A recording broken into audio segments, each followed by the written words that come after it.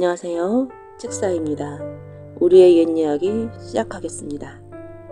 옛날에 어떤 사람이 문헌동료 외아들을 하나 낳아서 키우고 있었다. 아이가 대여섯 살이 돼서 놀고 있는데 어떤 스님이 지나가다 보더니 이야, 그 녀석 잘생기기는 잘생겼단만 하면서 혀를 ጭጭ 찼다. 그러자 아이가 급히 아버지한테 달려가서 말했다. 웬 대사님이 저를 보더니 그 녀석 참 잘생기긴 잘생겼다만 그러곤 갔어요. 그러자 아버지가 얼른 쫓아가서 스님을 붙잡았다. 대사님, 이 애한테 하신 말씀은 무슨 말씀이십니까? 잘생기긴 잘생겼다만 어떠다는 것이죠? 그러자 스님이 뜻밖의 말을 했다. 걔가 언젠간 호랑이한테 물려가 팔자입니다. 그러자 아버지가 깜짝 놀라서 털썩 주저앉으며 스님에게 매달렸다. 하나밖에 없는 자식인데 이 무슨 말씀이십니까? 살릴 방도를 알려주세요. 그 아이를 나한테 주세요. 그러면 혹시 살릴 수 있을지 모르겠습니다. 아버지가 호공을 바라보며 잠시 뭘 생각하다가 아들을 돌아보고서 물었다. 너 이 대사님 따라갈래? 그러니까 아이가 따라간다는 것이었다. 그래서 아이는 무작정 스님의 뒤를 따라 길을 나서게 되었다. 집집마다 다니면서 쌀을 얻는 것이 일이었다. 그렇게 동냥질을 하면서 몇 년을 다녔던가 하루는 스님이 아이를 보고서 전에 없던 얘기를 했다. 오늘은 나하고 자지 말고 법당 부처님 앞에서 자라. 그래서 아이가 부처님 앞에 가서 잠을 자는데 밤중에 웬 사람들이 찾아와 웅성거리는 소리가 들렸다. 에이, 오늘 뭐고 고기 다 놓쳤다. 아이가 문두문을 살짝 내다보니 사람들이 뒤돌아가고 있는데 모두가 꽁무니에 얼룩덜룩한 꼬리를 달고 있었다. 어이구, 호랑이였구나. 겨우 살았다. 그렇게 죽을 고비를 넘기고 나자 스님은 다시 아이를 데리고 동냥을 다녔다. 몇 년을 그렇게 다녔는지 어느 겨울에 아이는 총각이 되었다. 그리고 그 사이에 아이 하나가 더 늘어 셋이서 동냥을 다니게 되었다. 어느 날 동냥차 한 커다란 집을 당도하자 스님이 두 아이한테 말했다. 저 집에 들어가서 쌀을 얻어오되 안에서 내주는 걸 절대 먹지 말아라. 둘이 알았다고 대답하고서 안으로 들어가니 아닌가 다를까 주인 여자가 음식을 차려서 내주는데 밥과 반찬이 아주 푸짐하게 먹음직스러웠다. 총각 아이가 스님 말을 생각하고서 가만히 밥상을 살펴보니 그 속에 사람 손가락이 보였다. 먹고 싶은 생각이 싹 가시는데 같이 간 아이는 음식을 먹을 양으로 밥상 앞에 다가섰다. 총각 아이가 그 옆구리를 손가락을 콕 찔렀지만 아이는 모르는 척 무시하고서 밥을 국에 말아 맛있게 먹기 시작했다. 밥상을 물리고 나자 주인 여자가 두 사람에게 말했다. 우리 집에 예쁜 딸 셋이 있는데 사윗감을 구하는 중이라오. 가지 말고 내 사이가 돼서 함께 살지 않겠소? 안 돼요. 우리 대사님을 따라가야 합니다. 야, 가자. 총각이 이렇게 말하고 함께 간 아이를 끌었지만 아이는 갈 기미가 없었다. 난 안 가고 여기서 살련다. 너 혼자 가라. 끝내 나오지 않으니 총각 아이는 하늘 수 없이 혼자서 스님한테 돌아갔다. 저 아이는 국밥을 받아 먹더니 사인 오수수 한다며 나오지 않습니다. 할 수 없는 일이지. 가자꾸나. 그렇게 한참 가다가 갑자기 스님이 발걸음을 멈추었다. 이런, 내가 그 집에 염주를 두고 왔구나. 어서 가서 찾아오너라. 아이가 온기를 되짚어 아까 그 집을 찾아가니 어느새 집은 온데간데 사라지고 바위굴이 가로막고 있었다. 아이는 바위돌 위에 염주를 찾아서 집어들고는 궁금증이 나서 굴 속을 살짝 들여다보았다. 그 안에는 무서운 광경이 펼쳐져 있었다. 총각 아이가 걸음아 나 살려라 도망쳐서 스님한테 가니 스님이 물었다. 그 아이는 어찌 됐더냐? 말도 마세요. 벌써 호랑이 밥이 됐습니다. 그럴 줄 알았다. 그게 걔의 운명이야. 너 대신 간삼이지. 그러자 총각 아이는 그만 등골에 소름이 쫙 끼쳤다. 그때 스님이 뜻밖의 말을 꺼냈다. 이제 내 운명을 웬만큼 벗어난 듯하니 너의 길을 가거라. 이제 헤어질 때가 되었어. 아닙니다. 전 평생 대사님 뒤를 따르겠습니다. 그건 안 된 말이야. 내 길은 따로 있으니 그 길을 가야지. 내 너한테 줄 것이 있으니 받아라. 스님은 복진 속에서 하얀 도복 두루마기와 이상하게 생긴 부채 하나를 꺼내서 아이에게 주었다. 이 옷을 입고서 말을 탄 다음 부채살을 하나씩 펼치면 하늘로 올라갈 수 있단다. 접으면 반대로 땅으로 내려오게 되지. 공중에 올라서 부채를 방향을 가리키면 원하는 곳으로 갈 수 있어. 자, 이제 나는 떠난다. 그 말을 남기고 스님은 간 곳 없이 사라져버렸다. 대사님! 대사님! 총각 아이가 놀라서 불렀지만 스님의 동족은 어디에도 찾을 수가 없었다. 항상 스님을 따라다니다가 혼자서 길을 가자니 총각은 막막하기만 했다. 그렇게 몇 날 며칠을 가다 보니 배고프고 지쳐서 더 가기가 어려웠다. 그때 마침 어떤 부잣집에 동냥을 갔더니 주인이 보고서 혀를 끌끌 차며 말했다. 생긴 걸 보니 빌어먹을 위인은 아닌데 웬일이고? 그렇게 동냥을 하는 게 아니라 우리 집에 머물면서 머슴을 살면 어떻겠느냐? 그러자 총각 아이는 당장 배고픔을 면할 수 있다는 생각에 감지덕지해서 덥석 제안을 받아들였다. 그때 그 집에는 아직 혼인을 치르지 않은 딸이 셋이 있었다. 새로 머슴이 들어오자 위에 두 딸은 아주 놀림감이 생겼다고 좋아하는 것이었다. 거지가 머슴을 댔으니 출세했네. 어디 이것 좀 빨아볼래? 그러면서 곰신을 벗어 신바닥으로 아이 머리를 툭툭 쳤다. 아이가 신을 받아 들려치면 두 처녀는 큰 소리로 깔깔거리며 이 신바다가 하고 놀렸다. 자꾸 그러다 보니 그 아이 이름이 신바닥이가 되었다. 그런데 셋째 딸은 달랐다. 신바닥이를 불쌍히 여겨 밥도 갖다 주고 얼굴도 씻겨주고 머리도 빗겨주었다. 그러던 어느 날 이웃 마을에 사는 친척집에 큰 잔치가 있어 집안 식구들이 모두 잔치를 얻어먹으러 가게 되었다. 다들 가고 신바닥이 혼자 남아서 집을 지켜야 했다. 막내딸이 제일 늦게 떠나면서 따로 신바닥에게 말했다. 신바닥아, 이렇게 혼자 집에 봐서 어쩌니? 함께 가면 좋을 텐데. 길을 나서면서도 자꾸 뒤를 돌아보는 것이었다. 집안 식구들이 다 떠나보낸 뒤에 신바닥이가 혼자 남아서 가만히 무언가 궁리하다가 한 가지 생각을 떠올렸다. 그래, 대사님이 주신 걸 한번 써봐야겠다. 신바닥이는 깨끗이 얼굴을 씻고 머리를 빗더니 짐 속에 두루마기를 꺼내 입고 마구간에 묶여있는 흰말을 꺼내 등에 올라탔다. 품에서 부채를 꺼내어 한 살 한 살 펼치니 말을 탄 채로 몸이 공중에 쑥쑥 올라갔다. 살을 다 펼치니 아주 까마득하게 올라가서 마을에 있는 집들이 보일락 말락했다. 신바닥이는 부채로 이웃마을 쪽을 가리켰다. 이웃마을 잔칫집 위에 다다른 신바닥이는 부채를 한 살 한 살 덮기 시작했다. 부자 말이 아래로 쑥쑥 내려갔다. 잔칫집에 모여있는 사람들이 그 모양을 보고서 야단법석을 소란을 피웠다. 저것 봐, 하늘에서 성관님이 내려오신다. 우와, 우와. 신바닥이가 유유히 땅에 내려서자 사람들이 다가와서 다투어 절을 하면서 좋은 음식을 갖다 바쳤다. 신바닥이는 아주 태연하게 음식을 받아 먹었다. 누구라도 그가 하늘에서 내려온 성관님을 의심하는 사람이 없었다. 하지만 딱 한 사람만은 달랐다. 주인집 막내딸이 그 모습을 보고서는 뭔가 이상한 낌새를 챈 것이었다.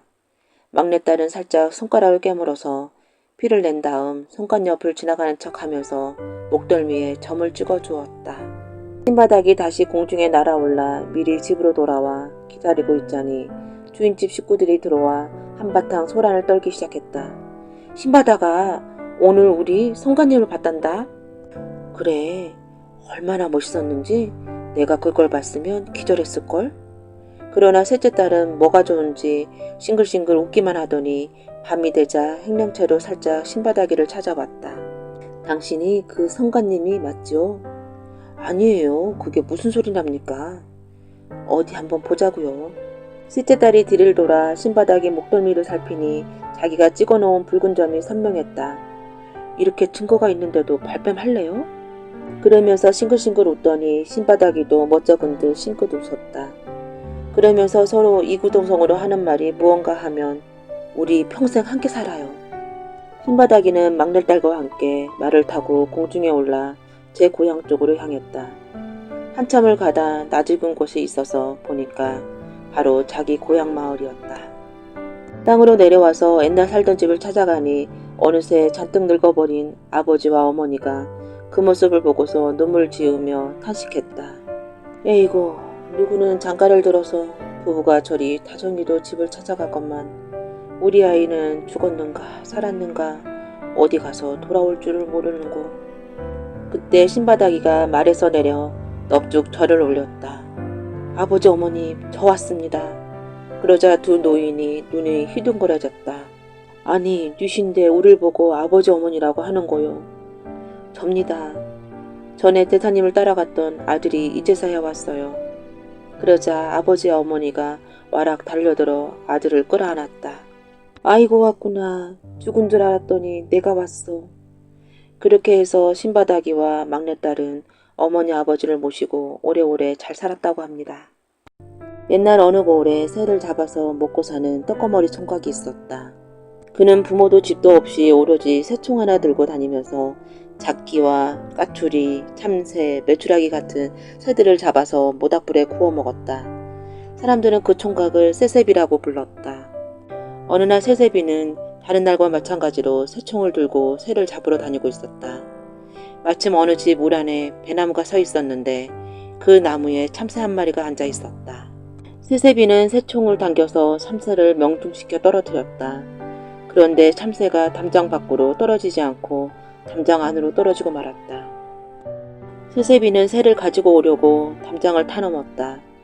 담에서 훌쩍 뛰어내려 참새를 주운 다음 주변을 살펴보니 웬 처녀 하나가 배를 짜다 말고 깜짝 놀라서 자기를 쳐다보고 있었다. 석자 새치나 되는 검은 머리를 치렁치렁 늘어뜨린 아름다운 처녀였다. 새새비는 처녀가 있거나 말거나 모르는 척 마당 한구석에 타닥타닥 모닥불을 피우더니 참새를 굽기 시작했다. 처녀는 혹시라도 누가 볼까봐 크게 당황했지만 아무 말도 못하고 얼굴만 붉어진 채 총각이 얼른 나가주기만 기다렸다. 하지만 새새비는 만사태평으로 고기를 굽는 데 열중이었다. 새가 다 구워지자 새새비는 고기를 두 쪽으로 가르더니 절반을 처녀한테로 가지고 왔다. 이것 좀 먹어보아요. 처녀가 당황해서 가만히 있자 새새비가 또 권했다. 먹어보아요. 맛있어요. 그때 처녀가 생각하기를 자기가 빨리 고기를 받아야 총각이 나갈 것만 같았다. 그래서 처녀는 새새비가 권하는 고기를 받아서 입에 넣었다. 냄새만 고소한 줄 알았더니 맛은 더 좋았다. 처녀가 고기를 먹자 새새비는 미소를 짓고는 담을 넘어서 돌아갔다. 그 다음날 새새비는 다시 그 집에 와서 배나무에 앉은 새를 쏘아 맞췄다. 그리고 집 안으로 새가 떨어지자 담을 넘어서 들어왔다. 그리고 배짜는 처녀가 보는 앞에서 다시 새를 굽기 시작했다. 처녀는 이번에도 새새비가 권하는 고기를 사양하지 못하고 받아먹었다. 다음 날도 또 같은 일이 일어났다. 그날도 처녀는 새새비가 구워주는 새고기를 받아서 맛나게 먹었다. 그 다음 날은 배를 다 짜도록 새새비가 찾아오지 않았다. 처녀는 돌멩이를 집어서 배나무에 앉은 새를 향해 던져보았다. 하지만 맞을 리가 없었다. 그때였다. 아가씨, 새고기 값을 받으러 왔어요.